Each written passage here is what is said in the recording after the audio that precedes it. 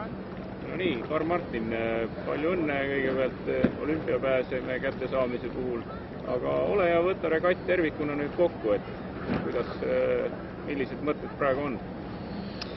Mõtted on, et olümpianorm ja elu parim MM-i koht, et väga nagu halbasid mõtteid küll ei ole, et kõik on ideaalne.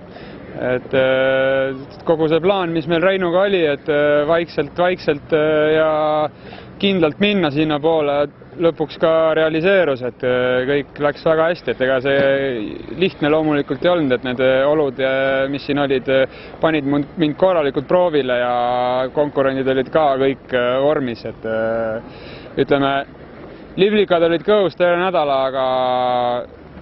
õnneks läks kõik väga hästi ja ütleme siis järgmiseks 8 aastaks on ideaalne lahendus Tokyot silmas pidades. Puretamises on alati nii, et iga võistlus, olgu see MM või EM või MK või mis iganes, on alati millekski mingisugune valik, et tore, et olümpianorm on täidetud, et nüüd saab natukene võib-olla eksperimenteerida ja astuda ka